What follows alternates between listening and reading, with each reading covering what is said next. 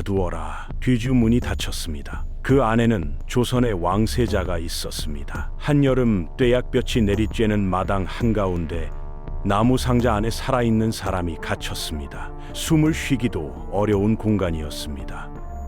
밖에서 지켜보던 11살짜리 아이가 있었습니다. 아이는 할아버지 앞에 무릎을 꿇었습니다. 두 손을 땅에 짚고 울면서 소리쳤습니다. 할바마마, 아바마마를 살려주십시오. 제발. 영조는 돌아보지 않았습니다. 뒤주를 둘러선 신하들도 눈을 피했습니다. 아무도 그 아이의 편이 아니었습니다. 뒤주에 갇힌 세자는 8일을 버티다 죽었습니다. 1762년의 일입니다. 뒤주 곁에서 지켜보며 울던 아이는 살아남았습니다. 그리고 14년 동안 죽이려는 자들 사이에서 하루하루를 버텼습니다. 훗날 정조는 그 시절을 이렇게 말했습니다. 마치 숯불 위에 앉아 있는 것 같고 등에 가시가 박힌 듯 불안했다.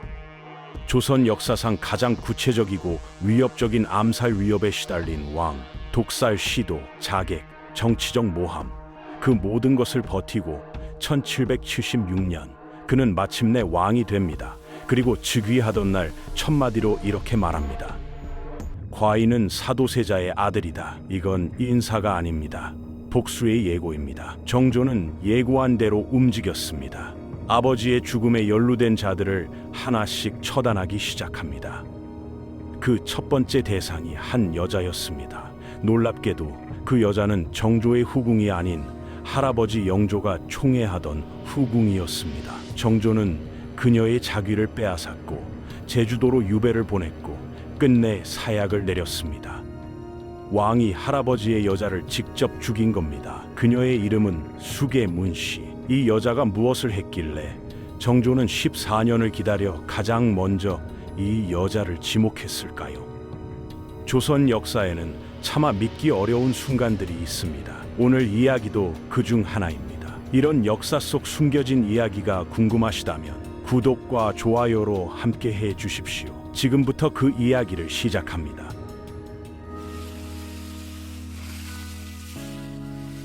영조는 세자가 뒤주 안에서 죽은 후 14년을 더 살았습니다. 조선에서 가장 오래 왕좌에 앉은 왕, 제위 52년, 그 긴 세월 동안 탕평을 외치고 균역을 밀어붙이고 붕당을 눌렀습니다. 실록이 기록한 영조는 분명 부지런한 왕이었습니다. 그러나 그 긴 세월의 끝에서 영조가 남긴 건 업적이 아니었습니다. 뒤주였습니다. 아들을 가둔 나무 상자였습니다. 그게 영조라는 왕의 진짜 무게입니다.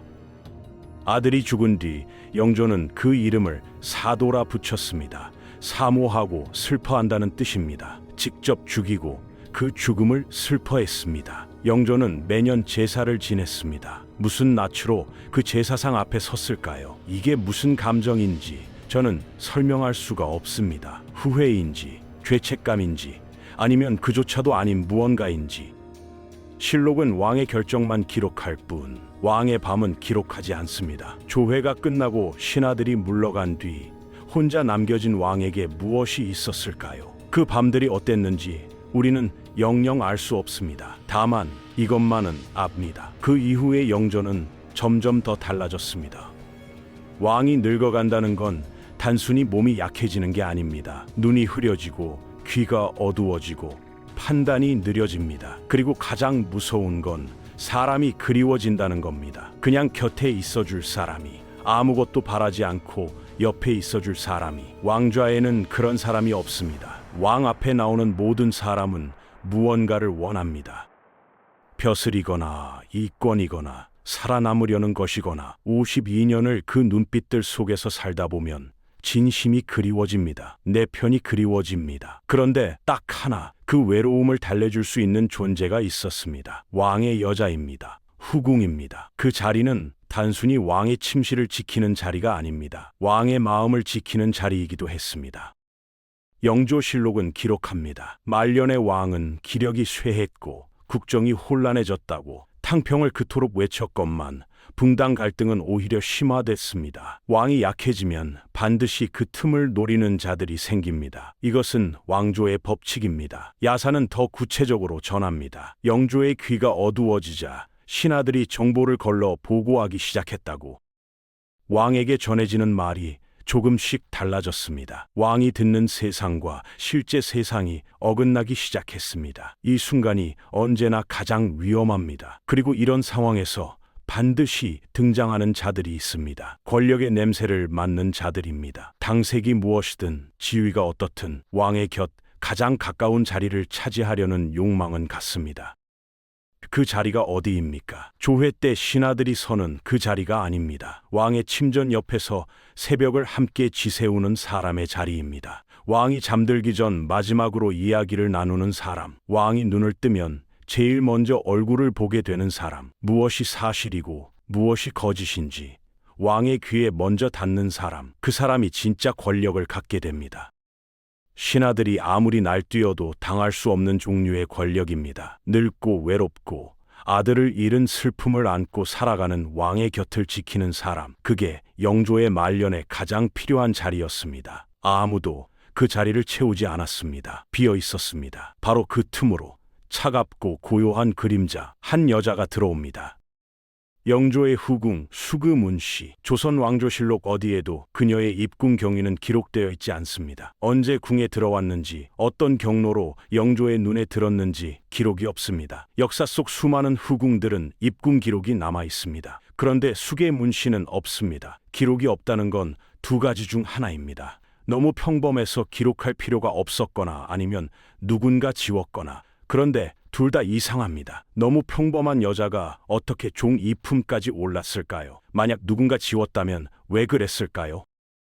다만 이것만은 남아 있습니다. 그녀의 직위입니다. 종이품 수기, 빈 바로 두 단계 아래입니다. 그리고 주목할 것이 있습니다. 수계문씨는 영조와의 사이에서 두 명의 화령옹주, 화길옹주를 낳았습니다. 왕의 아들을 낳지 못했습니다. 왕의 아들을 낳고도 더 낮은 위계에 머문 후궁들이 있는 조선에서 수계문씨는 아들 없이 종이품이었습니다. 왕의 총에 오직 그것만으로 올라간 자리였습니다. 그게 어떤 의미인지 아시겠습니까? 그렇다면 수계문씨는 어떤 여자였을까요? 기록이 없으니 우리는 추론할 수밖에 없습니다. 야사는 말합니다. 수계문씨가 영조의 총애를 등에 업고 궁중 내에서 상당한 세력을 형성했다고. 신하들조차 그녀의 눈치를 봤다고. 조선의 궁은 작은 세계가 아닙니다. 수백 명의 궁녀, 내시, 상궁들이 얽혀 사는 공간입니다. 그 안에서 세력을 형성한다는 건 왕의 사랑만으로는 안 됩니다. 사람을 읽는 눈이 있어야 하고, 정보를 다루는 기술이 있어야 하고, 무엇보다 오래 버티는 힘이 있어야 합니다. 수계문씨는 그것들을 가진 여자였습니다. 왕의 총애를 받는 여자와 신하들이 눈치를 보는 여자는 다릅니다. 전자는 왕의 사랑을 받는 것이고, 후자는 권력을 가진 겁니다. 신하들이 눈치를 본다는 건 이 여자가 왕에게 무언가를 말할 수 있다는 걸 안다는 뜻입니다. 이 여자에게 잘못 보이면 왕의 귀에 불리한 말이 들어갈 수 있다는 걸 안다는 뜻입니다. 그게 무섭습니다. 칼을 든 무관이 무서운 게 아닙니다. 왕의 귀를 가진 여자가 무섭습니다. 그리고 그 여자 뒤에 노론이 있었습니다. 영조 시대를 지탱하는 핵심 붕당이었습니다. 그들은 영조의 즉위에 기여했고 치세 내내 권력의 중심이었습니다. 그러나 노론에게는 늘 불안한 것이 있었습니다. 다음 왕이 누가 되느냐의 문제였습니다. 사도세자는 남인과 가깝고 노론에 비판적이었습니다. 세자가 왕이 되면 노론의 세상은 끝납니다. 정치란 결국 정보의 싸움입니다. 조정에서 수십 명의 신하가 목소리를 높여도 깊은 밤 왕의 침전에서 속삭이는 말 한마디를 이길 수는 없습니다. 당시 노론 세력에게는 왕의 귀를 독점할 창구가 절실했습니다. 세자에 대한 불신을 심고 왕의 판단을 흔들어줄 적임자 말이죠. 그 중심에로 수계문씨의 오빠 문성국이 있었습니다. 그는 노론의 영수이자 사도세자를 극도로 혐오했던 김상노와 손을 잡습니다. 궁 밖에서는 김상노와 문성국이 머리를 맞대고 궁 안에서는 문씨가 영조의 귀를 장악하는 완벽한 공조 체계를 구축한 겁니다. 이제 수계문씨는 단순히 왕의 사랑을 받는 여인이 아닙니다. 정조의 눈에는 수계문씨가 단순한 후궁으로 보이지 않았을지도 모릅니다. 정조는 이 연결고리를 의심했던 것으로 보입니다. 수계문씨가 영조 곁에서 얼마나 오래 있었는지 정확한 기간은 알 수 없습니다. 하지만 영조의 말년이라는 시기를 생각해 보십시오. 그 시기에 영조 곁에 있었다는 건 그 마지막 시간들을 가장 가까이에서 함께 했다는 뜻입니다. 그 시간 동안 무슨 이야기가 오갔을까요? 어떤 말이 왕의 귀에 들어갔을까요? 실록에는 수계문 씨가 어떻게 영조의 눈에 들었는지 기록이 없습니다. 역사가 침묵하는 곳에 종종 진실이 있습니다. 다만 이것만은 압니다. 그녀는 빠르게 올라갔고 높은 곳에 오래 머물렀습니다. 그 자리에서 영조의 귀에 무언가를 속삭였습니다. 그 속삭임이 무엇이었는지 궁 안의 한 왕자는 그것을 절대 잊지 않았을 겁니다. 그런데 수계문 씨가 권력을 키워가던 바로 그 시간, 궁 안 어딘가에서 한 왕자가 무너지고 있었습니다. 1762년 윤 5월, 조선의 궁 안에서 소문이 돌기 시작합니다. 왕세자가 비행을 저질렀다는 소문입니다. 궁녀를 죽였다. 도성 밖을 무단으로 이탈했다. 정신이 온전하지 않다. 실록은 이것을 기록합니다. 세자의 광증과 비행이 극에 달했다고. 그리고 나경원이라는 자가 나섭니다. 세자의 비행을 왕에게 직접 고변합니다. 영조는 그 고변을 듣고 세자를 뒤주에 가뒀습니다. 그런데 잠깐 생각해 보십시오. 세자의 비행이 정말 그렇게 심각했을까요? 비행이라면 폐위면 충분합니다. 뒤주까지 갈 이유가 없습니다. 무언가가 영조의 마음을 그 끝까지 밀어붙인 겁니다. 그렇다면 나경원은 누구입니까? 고변을 한다는 것, 그것도 왕세자의 비행을 직접 왕에게 고한다는 것은 목숨을 건 일입니다. 세자가 왕이 된다면 나경원은 살아남지 못합니다. 그런데 왜 했을까요? 그 뒤에 더 강한 힘이 있었기 때문입니다. 고변이란 그렇게 하는 게 아닙니다. 혼자서 세자의 비행을 정리해 왕에게 갈 수 없습니다. 뒤에 누군가 있어야 합니다. 그 누군가를 향해 손가락을 뻗으면 노론이 보입니다. 노론에게 사도세자는 위협이었습니다. 세자는 노론에 비판적이었고 남인과 가까웠습니다. 세자가 왕이 되는 순간 노론의 시대는 끝납니다. 단순히 권력을 잃는 게 아닙니다. 세자에게 밉게 보인 자들은 목숨이 위태로울 수도 있었습니다. 그런 절박함이 있을 때 사람은 극단적인 선택을 합니다. 그들에게 선택지는 하나였습니다. 세자가 왕이 되기 전에 없애야 했습니다. 그러나 왕의 아들을 신하가 직접 해칠 수는 없습니다. 유일한 방법은 영조 스스로 아들을 죽이게 만드는 것이었습니다. 영조가 세자를 의심하게, 불신하게, 결국 두려워하게 만드는 것이었습니다. 그러려면 영조의 귀에 끊임없이 무언가가 들어가야 했습니다. 해경궁 홍씨의 한중록은 이렇게 기록합니다. 세자를 둘러싼 궁중에 암투가 있었다고. 세자에 대한 나쁜 말들이 영조의 귀에 끊임없이 들어갔다고. 세자가 무엇을 했는지, 어떤 말을 했는지 조금씩 과장되고 조금씩 부풀려져 전달되었다고. 한중록은 야사적 성격을 가집니다. 해경궁 홍씨 본인이 쓴 기록이기에 자신에게 유리한 부분이 있을 수 있습니다. 그러나 이 기록이 완전히 거짓이라고 보기도 어렵습니다. 그 이야기들이 전달될 때마다 영조의 표정이 달라졌다고. 그 표정을 본 사람들은 알았을 겁니다. 왕의 마음이 어느 쪽으로 기울고 있는지를. 그리고 저는 여기서 수계문 씨를 다시 생각합니다. 실록에 수계문 씨가 세자를 모함했다는 기록은 없습니다. 하지만 생각해 보십시오. 밤이 깊어진 영조의 침전, 촛불이 흔들립니다. 늙은 왕이 잠을 이루지 못합니다. 그 곁에 수계문 씨가 있습니다. 노론과 연결된 여자, 왕의 귀를 가진 여자가 전하, 오늘 세자가 라는 말 한마디면 충분합니다. 증거가 필요 없습니다. 왕의 귀에 먼저 닿는 사람이 진실을 만드는 겁니다. 저는 그 가능성을 배제하지 않습니다. 직접 증거는 없습니다. 하지만 정조는 그렇게 생각했을 겁니다. 그리고 그것만으로 충분했습니다. 사도세자가 뒤주에 갇힌 건 단순히 영조가 아들을 미워해서가 아닙니다. 영조는 누군가 전해주는 이야기를 믿었고 그 이야기가 쌓이고 쌓여서 결국 뒤주 문을 닫게 만들었습니다. 단 한 번에 이루어진 결정이 아닙니다. 오랜 시간 조금씩 쌓인 불신이었습니다. 그 불신을 쌓은 사람들이 있었습니다. 1762년 윤 5월 13일 사도세자는 뒤주에 갇혔습니다. 한여름 장마철의 나무 상자 안에서 8일을 버텼습니다. 물도 없이 음식도 없이 그 8일이라는 시간을 생각해 보십시오. 뒤주 안의 온도는 상상하기 어렵습니다. 세자는 두드렸을 겁니다. 소리쳤을 겁니다. 그 소리가 점점 작아졌습니다. 뒤주 밖에는 영조가 있었고 신하들이 있었고 궁녀들이 있었습니다. 그리고 한 아이가 있었습니다. 11살의 새손, 훗날 정조가 될 그 아이였습니다. 아이는 할아버지 앞에 엎드렸습니다. 소리쳤습니다. 영조는 돌아보지 않았습니다. 아이는 그 자리에서 8일을 기다렸습니다. 아버지가 뒤주 안에서 죽어가는 8일을. 11살의 정조는 아버지가 뒤주에서 죽어가는 동안 아무것도 할 수 없었습니다. 그 무력함이 14년 후 권력이 됩니다. 그리고 그 권력의 첫 번째 칼날이 향한 곳, 여러분은 이미 알고 있습니다. 사도세자는 죽었습니다. 그런데 그의 아들은 살아남았습니다. 그리고 기억했습니다. 모든 것을.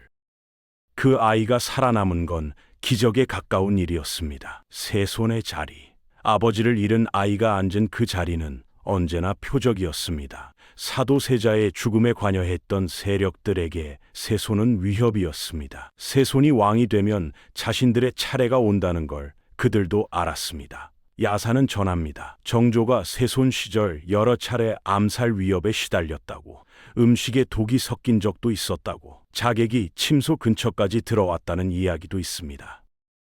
정조는 그 시절을 이렇게 표현했습니다. 마치 숯불 위에 앉아 있는 것 같고 등에 가시가 박힌 듯 불안했다. 그리고 이렇게도 말했습니다. 내가 죽지 않고 살아남은 것이 기적이라고. 왕의 손자가 자신이 살아있는 것을 기적이라 불러야 했습니다. 매일 밥을 먹을 때마다 의심해야 하는 시간, 밤에 눈을 감을 때 내일 아침이 올지 확신할 수 없는 시간, 그 14년을 버텼습니다. 아버지가 뒤주에서 죽어간 그날을 기억하면서 1776년 3월 영조가 승하합니다. 83세였습니다. 그 소식이 궁을 가르는 순간 두 종류의 사람들이 있었습니다. 안도하는 사람들과 두려워하는 사람들. 영조를 방패로 삼아 살아온 자들에게 영조의 죽음은 재앙이었습니다. 14년을 기다린 한 사람에게는 기회였습니다. 정조가 즉위합니다. 25세 왕이었습니다. 과인은 사도세자의 아들이다. 즉위하며 가장 먼저 꺼낸 말이 이것이었습니다. 다시 들어보십시오. 왕이 즉위하면서 가장 먼저 할 말이 이겁니까? 치세의 방향도 아닙니다. 탕평의 의지도 아닙니다. 사도세자의 아들, 이건 선언이 아닙니다. 경고입니다. 나를 죽이려 했던 사람들을 향한 경고입니다. 아버지의 죽음에 연루된 자들을 향한 경고입니다. 그 자리에 있던 신하들 중 일부는 그 말을 듣고 무엇을 느꼈을까요? 등에 식은땀이 흘렀을 겁니다. 정조는 감정적으로 움직이지 않았습니다. 조용히, 그러나 빠르게 움직였습니다. 홍인환과 정후겸을 먼저 처단했습니다. 홍인환은 새손 시절 정조를 끊임없이 궁지로 몰았던 인물입니다. 정후겸은 영조의 딸 화완옹주의 양자로 정조를 끌어내리려 했던 핵심 인물이었습니다. 이 두 사람을 처단한다는 것은 단순한 복수가 아니었습니다. 누구에게도 흔들리지 않겠다는 선언이었습니다. 명분이 있었고 순서가 있었습니다. 정조의 숙청은 분노가 아니었습니다. 14년 동안 세운 계획이었습니다.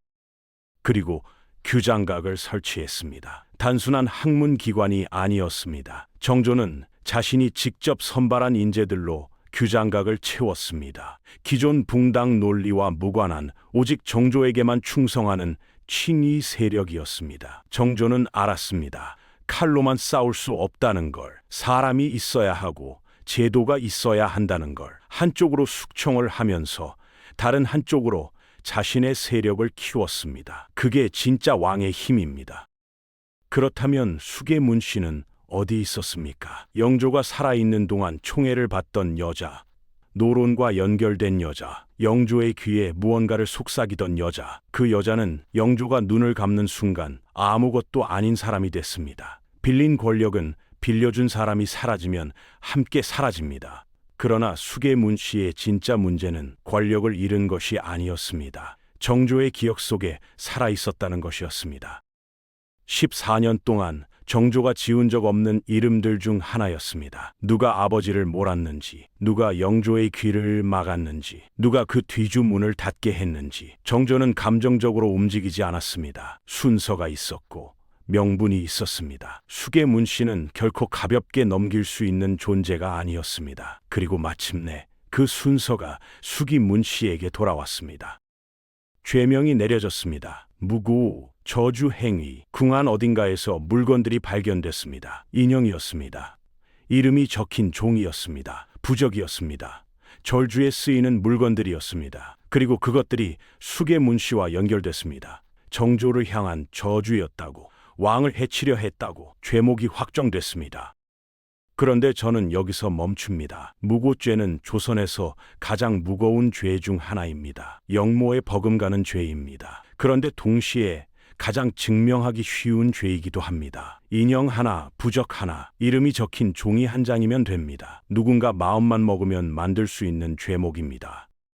수계 문씨가 진짜 저주의식을 행했을까요? 그건 모릅니다. 확신할 수 없습니다. 다만 이것만은 생각합니다. 정조에게 명분이 필요했다면 무고죄만큼 완벽한 죄목은 없었습니다. 증거를 만들기 쉽고 반박하기 어렵고 처형까지 이어지는 죄목, 이것이 진짜 죄였는지 아니면 오래 준비된 명분이었는지 저는 지금도 확신하지 못합니다. 야사는 전합니다. 수계 문씨가 끝까지 혐의를 부인했다고, 내가 하지 않았다고, 억울하다고. 그러나 정조의 결정은 흔들리지 않았습니다. 먼저 자귀가 박탈됐습니다. 종 이품숙이 영조의 총애로 얻은 그 자리가 사라졌습니다. 그 다음 제주도로 유배가 내려졌습니다. 조선에서 제주도는 그냥 먼 곳이 아닙니다. 문과 끊어진 섬, 돌아올 수 없는 곳, 그곳으로 가라는 명령이었습니다. 그러나 정조는 거기서 멈추지 않았습니다. 유배지에서 기다리는 것이 있었습니다. 사약이었습니다. 사사, 왕이 독약을 내린다는 뜻입니다. 그냥 죽이는 것과 다릅니다. 왕이 직접 보낸 죽음입니다. 왕명을 받든 관리가 사약을 들고 유배지로 갑니다. 그 사람이 나타나면 무슨 뜻인지 누구나 압니다. 수계 문씨도 알았을 겁니다. 멀리 제주까지 사람이 찾아왔을 때 그 손에 들린 것이 무엇인지 야사는 전합니다. 수계 문씨가 그 끝까지 억울함을 호소했다고, 자신은 하지 않았다고. 그러나 사약은 왕명입니다. 거스를 수 없습니다. 수계 문씨는 그렇게 죽었습니다. 영조의 총애를 받던 여자가 정조의 사약을 받고 죽었습니다. 정조는 문씨가 죽은 뒤 그녀에 대해 단 한 번도 다시 언급하지 않았습니다. 생각해 보십시오. 아버지의 죽음에 연루됐다고 믿었던 여자를 처형했습니다. 14년을 기다렸고 드디어 그 원수를 죽였습니다. 보통 사람이라면 무언가를 말할 겁니다. 분노였다면 분노의 말이, 통쾌함이었다면 통쾌함의 말이. 그런데 정조는 침묵했습니다. 실록 어디에도 정조가 문씨의 죽음에 대해 언급한 기록이 없습니다. 분노도 없고 통쾌함도 없고 회한도 없습니다. 마치 처음부터 존재하지 않았던 사람처럼 기록에서 지워버린 겁니다. 저는 그 침묵이 가장 무섭습니다. 분노로 죽인 사람은 분노가 남습니다. 그런데 정조에게는 아무것도 남지 않았습니다. 이미 오래전에 정리된 감정이었던 걸까요? 아니면 문씨 한 명의 죽음으로는 채워지지 않는 무언가가 있었던 걸까요? 정조는 재위 24년 동안 사도세자의 명예회복을 위해 싸웠습니다. 아버지의 무덤을 옮기고 아버지의 이름을 높이고 아버지의 죽음이 억울했다는 걸 역사에 남기려 했습니다. 그 싸움은 문씨가 죽었다고 끝나지 않았습니다. 문씨는 죽었습니다. 그런데 저는 이 이야기가 여기서 끝나지 않는다고 생각합니다. 저는 이 이야기를 준비하면서 한 가지 질문이 머릿속을 떠나지 않았습니다. 수계 문씨는 나쁜 사람이었을까요? 실록은 그녀를 죄인으로 기록했습니다. 정조는 그녀를 죽였습니다. 역사의 판결은 이미 내려진 것처럼 보입니다. 그런데 저는 그 판결을 그냥 받아들이기가 어렵습니다. 생각해 보십시오. 뒤주 앞에서 울던 11살 아이, 14년을 버틴 새손, 즉위하자마자 나는 사도세자의 아들이다 라고 외친 왕, 그리고 제주도에서 사약을 받고 죽어간 여자. 이 이야기에서 누가 옳고 누가 그른지 쉽게 말할 수 있겠습니까? 문씨를 나쁜 여자라고 부르기는 쉽습니다. 하지만 저는 그 판단을 내리기 전에 한 가지를 묻고 싶습니다. 그녀는 스스로 권력을 원했을까요? 아니면 권력패 있어야만 살 수 있는 자리에 놓여 있었던 걸까요? 조선의 후궁은 선택이 없는 자리입니다. 궁에 들어온 순간 이미 길은 정해집니다. 왕의 총애를 받거나 받지 못하거나, 총애를 받으면 올라가고 잃으면 내려갑니다. 그 구조 안에서 살아남으려면 총애를 지켜야 했습니다. 총애를 지키려면 왕 곁에 있어야 했습니다. 왕 곁에 있으면 권력이 생겼습니다. 그리고 그 권력을 이용하려는 자들이 다가왔습니다. 노론이 다가왔을 때 문 씨는 거절할 수 있었을까요? 조선을 지탱하는 세력의 요청을 거절한다는 건 영조 옆에서 스스로를 고립시키는 일이었습니다. 문 씨가 노론의 이익을 위해 움직였다면 그것이 순전히 자유의지였을까요? 저는 확신하지 못합니다. 그렇다고 문 씨에게 죄가 없다고 말하는 것도 아닙니다. 왕의 귀에 대고 세자에 대한 나쁜 말을 속삭였다면 그건 사도세자의 죽음에 기여한 것입니다. 사람이 죽었습니다. 그 책임은 어딘가에 있어야 합니다. 다만 저는 이렇게 생각합니다. 문 씨 혼자만의 죄가 아니었다고. 노론이 있었고 영조가 있었고 붕당 정치가 있었습니다. 우리가 알 수 없는 것들도 있습니다. 문 씨가 실제로 무엇을 했는지, 영조를 진심으로 대했는지, 철저히 이용했는지, 사도세자에 대해 어떤 감정이었는지 역사는 그것을 기록하지 않았습니다. 우리는 그녀가 남긴 말이 아니라 그녀에 대해 기록한 다른 사람들의 말로만 그녀를 압니다. 그게 얼마나 공정한 판단인지 저는 모릅니다. 그렇다면 정조의 복수는 어떻게 봐야 할까요? 통쾌합니다. 솔직히 말하면 이 이야기를 정리하면서 정조의 선택이 이해가 됩니다. 아버지가 뒤주에서 죽어가는 걸 지켜본 아이, 14년을 살아남은 사람, 왕이 되자마자 아버지의 원수들을 처단한 것, 그 서사는 분명 통쾌합니다. 그런데 그 통쾌함의 반대편에는 한 여자의 죽음이 있습니다. 제주도 유배지에서 사약을 받은 여자, 끝까지 억울하다고 했던 여자, 그 죽음이 정의였는지 저는 여러분께 묻고 싶습니다. 권력은 자신에게 유리한 방향으로 진실을 만들 수 있습니다. 무고죄의 증거가 얼마나 쉽게 만들어질 수 있는지 우리는 이미 알고 있습니다. 그리고 정조는 49세에 갑자기 세상을 떠났습니다. 그 죽음의 원인은 지금도 미스터리입니다. 아버지를 죽인 세력들과 싸우다 결국 자신도 그 싸움 속에서 사라진 걸지 모릅니다. 복수는 끝났지만 정조의 싸움은 끝나지 않았습니다. 권력 옆에 있다는 것, 이 이야기의 진짜 교훈은 여기 있다고 저는 생각합니다. 문 씨는 영조의 총애를 받았습니다. 그 총애가 권력이 됐습니다. 그 권력이 그녀를 키웠습니다. 그리고 그 권력이 그녀를 죽였습니다. 문 씨는 그 사실을 알았을까요? 내가 가진 권력이 내 것이 아니라는 걸, 영조가 눈을 감는 순간 모든 게 사라진다는 걸 만약 알았다면 그 여자의 삶은 얼마나 불안했을까요? 만약 몰랐다면 그 여자의 죽음은 얼마나 허망했을까요? 빌린 권력은 빌려준 사람이 사라지면 함께 사라집니다. 영조가 사라지는 순간 문 씨를 지켜줄 것은 아무것도 없었습니다. 오히려 그 권력의 흔적이 표적이 됐습니다. 이건 260년 전의 이야기입니다. 그런데 정말 그때만의 이야기일까요? 지금도 권력 있는 사람 곁에 있으면 같은 권력을 가진 것처럼 느껴집니다. 그러나 그 권력은 빌린 겁니다. 빌려준 사람이 떠나는 순간 빌린 것도 함께 사라집니다. 역사는 반복됩니다. 형태만 다를 뿐입니다. 조선의 권력은 사라졌지만 인간의 욕망과 두려움은 지금도 크게 다르지 않은 것 같습니다. 이런 역사 속 인간 이야기들을 계속 함께하고 싶으시다면 구독과 좋아요 부탁드립니다. 숙의 문 씨는 죄인이었을까요? 아니면 왕이 바뀌는 순간 죄인이 된 걸까요? 댓글로 알려주세요. 여러분의 생각이 궁금합니다.